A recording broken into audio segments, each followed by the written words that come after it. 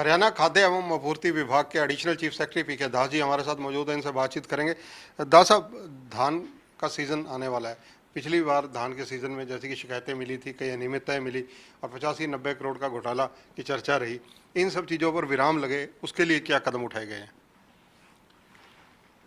एक तो हमने भारत सरकार से अनुरोध किया है कि 25 सितंबर से हमें धान की खरीद की इजाज़त दी जाए। तो वो अगर समय पर आ जाता है परमिशन, तो हम 25 सितंबर से धान की खरीद शुरू करेंगे। नहीं तो आम तौर पर हमारी 1 अक्टूबर से धान की खरीद होती है। पिछली बार 198 मंडी हमारे थे, इस बार वो 198 मंडी तो रहेंगे ही।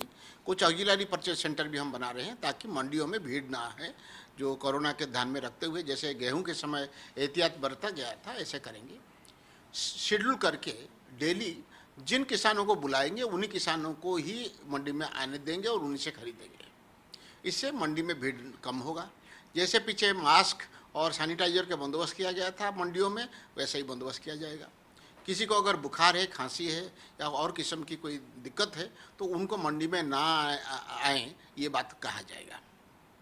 पिछली बार जो दिक्कत हमारे सामने आई थी खरीद के बारे में, वो दिक्कत था कि कुछ लोगों का ये संशय था कि जितनी आप खरीद दिखा रहे हो उतना शायद एक्चुअली खरीद नहीं हुआ है, कागज़ पे लिखा गया है। और हमने जब पिछले दिसंबर जनवरी में फिजिकल वेरिफिकेशन किया था तो उस समय कुछ कमी मिली थी, जिसको वो धान की कीमत और उसके ऊपर बाकी जो खर्चे हुए थे वो खर्चा हमने उन राइस मिलों से रिकवर किया था जिनके यहाँ कमी मिली थी।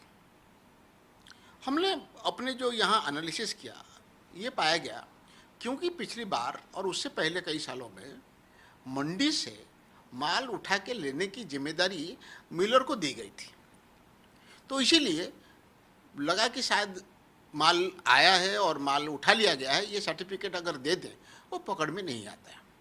इस बार एक व्यवस्था जो की गई है वो ये है कि मंडी में खरीद करके उस माल को ट्रांसपोर्ट करके अपने तरीके से हम मिल में पहुंचाएंगे और जहां हमारी लोड होगा ट्रक मंडी में, बड़े मंडी में, वहाँ वीडियो कैमरा का बंदोबस्त किया जाएगा कि फलां ट्रक में बाकी फलां तारीख को इतने लोड हुआ है। तो घोष परचेज का एक आपने वाकया सुना होगा, वो घोष परचेज को हम बिल्कुल दूर करने की कोशिश करेंगे। यानी एक बार मिलर के कंपाउंड में खरीदा हुआ माल पहुंच गया, फिर हर 15 दिन में हम वो स्टॉक है या नहीं उसकी पड़ताल करेंगे। और इस बार मिलर को एक डेली लॉग रखना पड़ेगा कि उसने आज कितनी कुटाई की है, कितने धान डाला और कितने चावल निकाला। उसको अगर वो अपना सिर्फ हमारा काम कर रहा है तो एक स्टॉक रजिस्टर रखेगा, अगर वो हमारा काम भी कर रहा है, उसका अपना काम कर रहा है या और किसी का काम कर रहा है, उसको हमारे स्टॉक के लिए एक स्टॉक रजिस्टर, दूसरे स्टॉक के लिए दूसरा स्टॉक रजिस्टर लगाना पड़ेगा और हमें बताना पड़ेगा कि मेरे पास आपका भी स्टॉक है और कोई स्टॉक भी है। यानी किसी समय अगर हम जाएंगे, उसके स्टॉक रजिस्टर हमें बताएगा हमारा स्टॉक कितना होना चाहिए वो है या नहीं, दूसरे का स्टॉक कितना होना चाहिए वो है या नहीं। क्योंकि अगर ऐसा हिसाब हम नहीं रखते और मिलर के पास हमारे जीरी नहीं है तो वो किसी और का जीरी को दिखा देगा तो हमें मानना पड़ेगा कि ये हमारा है। इसीलिए ये एहतियात हमने किया है। सर, जैसे कि जो राइस मिलर पिछली बार अनियमितताओं में पाए गए थे, उनकी संख्या कितनी थी और उनके लिए इस बार क्या व्यवस्था रखी गई है? क्या वो पार्टिसिपेट कर पाएंगे या नहीं कर पाएंगे? जी, पिछले कई सालों से कई मिलर हैं जो चावल उनको देना चाहिए था वो दे नहीं पाए अभी तक, या चावल के एवज में पैसे भी नहीं दिए हैं। ऐसे मिल, उस मिल का ओनर फर्म, उस फर्म के प्रोप्राइटर या पार्टनर, ये तीनों हमारे लिए इस बार ब्लैक लिस्टेड है। इनको इस बार हम या तो वो फर्म को, जो फर्म ने नहीं दे पाया, वो फर्म के मालिक कोई दूसरा फर्म बना के आए या वो मिल किसी और आदमी लीज लेके आ जाए, ये तीनों सूरत में हम उनको जीरी नहीं देंगे और उनसे मिलिंग नहीं कराएंगे। सर, इसके अलावा जो आप कह रहे हैं कि इस बार डायरेक्ट आप माल परचेज कर माल वहाँ से लेकर सीधा पहुँचाया जाएगा, उसमें कहीं आड़तियों में असंतोष नहीं पैदा होगा क्योंकि आड़ती बीच में से निकल गए जो मेन? नहीं, हम डायरेक्ट माल जो खरीदेंगे, जैसे गेहूं खरीदते हैं उसमें आड़ती के जरिए ही खरीदते हैं। जो ट्रांसपोर्टेशन है वो हम डायरेक्ट करेंगे। माल खरीदा जाएगा आड़ती के जरिए और मंडी में, या जहां अगर ऑक्सिलरी सेंटर खोलेंगे तो वहां भी आड़तियों को बिठा के आड़तियों के जरिए ही खरीदेंगे।